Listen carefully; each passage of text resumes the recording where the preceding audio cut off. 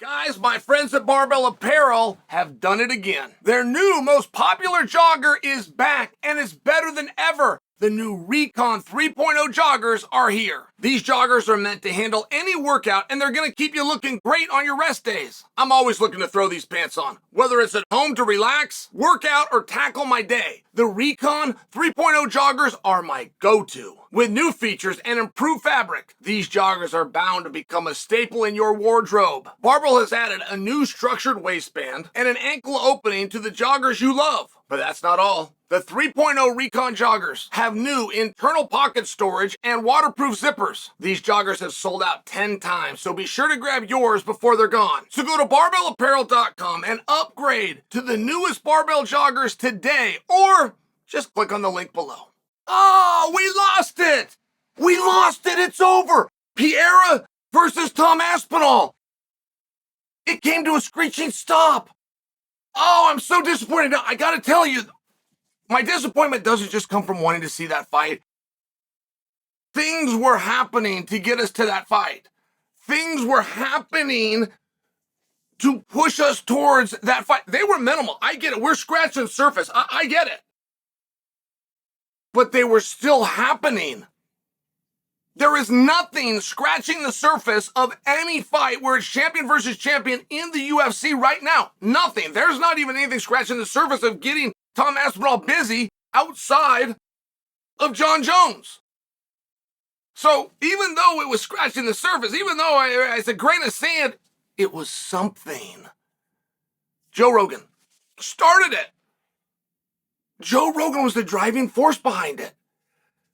To the point that not only Joe said it publicly and got a discussion going and really backed it, Dana White said that Joe walked right up to him and said, come on, man, make this fight. Like, that's a really big deal. That is a massive voice to be pushing a movement. I'll submit for you, and I must tell you, I don't know, but I will submit for you, the 12-6 elbow, which 100% should be illegal and was illegal, has been overturned and now is allowed.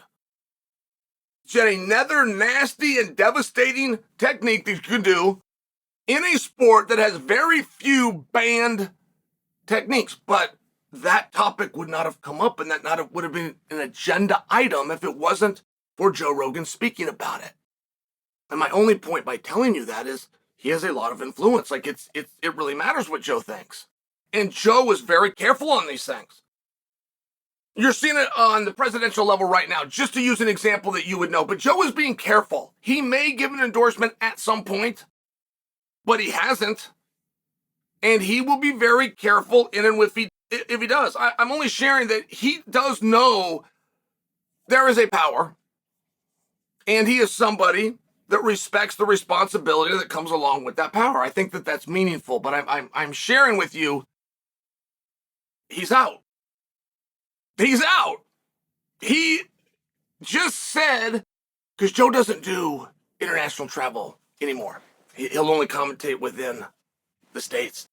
And he said he would make an exception for Dricus versus Pereira at 205 pounds. He said, as a matter of fact, and I quote, I would fly to the moon to commentate that fight. But I'm just sharing for you. He's out, right? He can't go back to, I want to see Pereira and Aspinall, or at least he can't just jump there. Now, other people could. He'd come back around and get on board, but the one thing that had, man, the one thing that was lighting the fuse, like every way that I would play that through, how we're going to get Pereira in there with Aspinall, every way that I would play through has an ingredient of Joe continuing to be excited about it. And how did we jump so fast?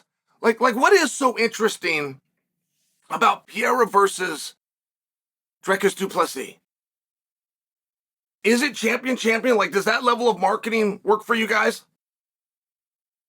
I remember the first time I'd ever seen it done was in the late 80s, and it was Ultimate Warrior versus Hulk Hogan.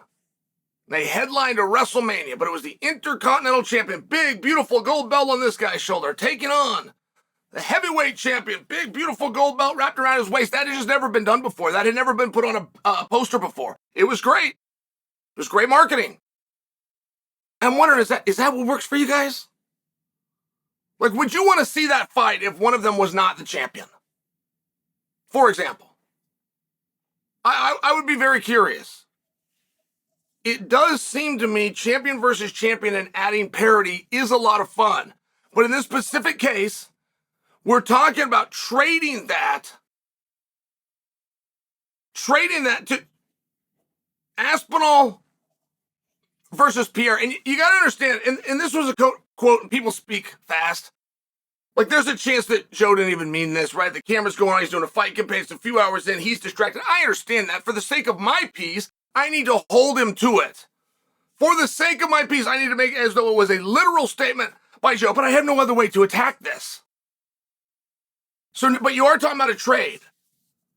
You're talking about, and the quote was at 205. That was said because, see, that changes everything. It changes it completely because now you're talking about Duplessis having a chance at champ status. But the one thing that Pierre versus Aspinall really offered was champ. That's why I asked you a moment ago, do those belts matter to you? Like, there used to be a time in history where it was important that you were good at fighting or somebody around you was good at fighting. Because they would come into your village and they would take lives, they would take land, they would take your assets until somebody could stand up to them. But because we don't have that anymore, we're really not fighting about much. You got a little money, you got a little ego on the line, sure. The rest of it is marketing, you tell a story. But in this case, I think that it would be belts. And it was very interesting for me to hear, because that's very powerful. I would fly to the moon to commentate that. The biggest voice easily in sport, but even just in culture, had made that comment. That's a lot stronger of an endorsement than get Alex against Aspinall. At least it sounds that way. And I like the match myself, by the way. I mean, I just asked you guys a whole bunch of questions, but if I was to be answer, right, if you guys turn this back on me, yes, it's about the belt. Yes, that works for me. Yes, I appreciate your story, Chael, about historically you got to be good at fighting because it can cost you land and life and treasure. I appreciate that. But somebody threw down a belt about 100 years ago and people dedicated their life to having that belt. I was one of those guys. It worked. But to get to Dricus versus Pierre, like, I understand Pierre versus Aspinall. I understand that. And it's not to make believe that Pierre cleaned out 205 pounds. I'm well aware that he didn't. But before we clear out 205 pounds, we do have to keep in mind we have a chance at history. We have a chance of record-setting history that has to be considered. That's all I'm offering for you. It has to be considered. And the real truth of it is Ankalaev versus Pierre does not interest the world. That could turn out to be a wonderful fight. That could turn out to be a surprise. It could turn out to be controversial. I get all those things about how it can turn out, but anticipation is the only thing that keeps the lights on in this industry.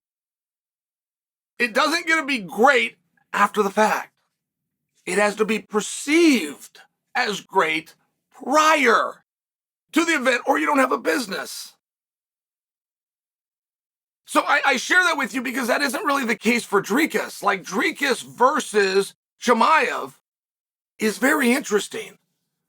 It would seem as though Dricus still has a body of work. Dricus versus Bo Nickel is interesting. And it would seem as though Dricus still has a meaningful body of work. Not to mention, Pierre still has business with Ankalaev, and in my opinion, he's still got business with Rachik. One of them will be eliminated. I get it. But either way, we can't go back to it. Like, that's such a big endorsement. Dricus and this guy, fly to the moon. Versus, hey, consider making that fight. Like, right, we can't really go back now. And there was ways. There was ways to get us to Alex versus Tom. And that key ingredient just walked out the door.